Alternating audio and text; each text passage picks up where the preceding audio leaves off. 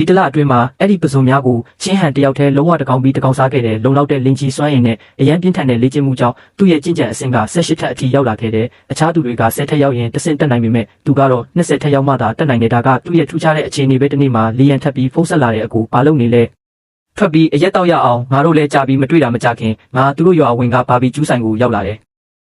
လီယန်ကအရင်ရောက်ပြီးထိုင်နေပြီးသားစကားပြောရင်းသူလည်းအလုံးလက်မဲ့ဖြစ်သွားပြီဆိုတာသိလာတယ်အရင်ကသူ့တာဦးเจ้าကအရန်စီကားခဲ့ပေမဲ့ဖီတယ်ယုံကြည်မှုတွေဖြန့်ပြူးတယ်လို့တိုင်ကြားခံရပြီးပိတ်ပင်ခံလိုက်ရတဲ့သူ့အခက်အခဲတွေနားထောင်ပြီးငါထပ်ပြီးဝန်ချင်းတောင်ကိုသွားပြီးတရားလမ်းကျင့်ကြံမှုဆုံးဖြတ်လိုက်တဲ့နိုင်ရည်အနေငယ်ကြားမှာတာဦးเจ้าကိုရောက်လာတော့လီယန်ရဲ့ဆရာကိုတွေ့ပြန်တဲ့မင်းလီယန်ရဲ့ညီလေးမလားဟုတ်ပါတယ်လီယန်ကကောင်းတဲ့ကောင်ပါမကြခင်အသက်30ပြည့်တော့မယ်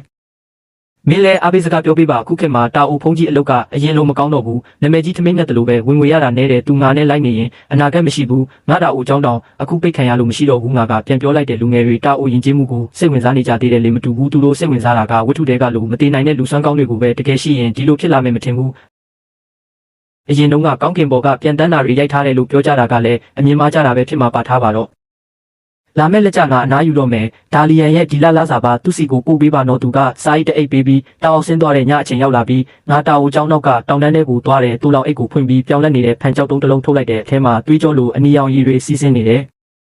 ဒါကရုပ်ဝက်ဆန်းကျဲတဲ့အရာပဲချင်းဟန်ရဲ့အမေကအန်နီယရီကြားကနေယူလာခဲ့တာကကျွန်မပြောင်းလဲနိုင်တဲ့အစွမ်းရှိမဲ့ထင်တဲ့ဝိညာဉ်အမြင့်မရှိတဲ့လူကိုတောင်ဝိညာဉ်အမြင့်ထုတ်ပေးနိုင်တဲ့တာမန်သူကိုထူးချွန်တဲ့ပါရမီရှိသူဖြစ်စေနိုင်တယ်ငါအသက်ရှူပြင်းပြင်းတစ်ခါရှူပြီးဖန်ကြောက်ကိုဖိချေလိုက်တဲ့အနီရောင်ရေကငါခန္ဓာကိုယ်ရဲ့စိတ်ဝင်လာပြီးစက္ကန့်နှဲငယ်အတွင်းပေါင်းစည်းသွားတဲ့အင်အားကြီးတဲ့စွမ်းအင်ကကိုယ်တစ်ခုလုံးကိုရိုက်ခတ်နေတယ်လို့ဖြစ်နေတဲ့ငါချက်ချင်းအသက်မနှံကျင်းစုကိုသုံးပြီးအဲ့ဒီစွမ်းအင်ကိုဆုပ်ယူလိုက်တဲ့ကျင်းစုတွေကတစ်ထပ်ပြီးနှစ်ထပ်သုံးထပ်ဆိုပြီးတက်လာပြီးကျင်းစစ်ထက်အထိရောက်သွားတဲ့အဲ့ဒီအချိန်မှာလာပြည့်နေတဲ့မြို့ကကောင်းကင်တွေမဲမောင်သွားပြီးမိုးကြိုးတန်တွေကြားလာတယ်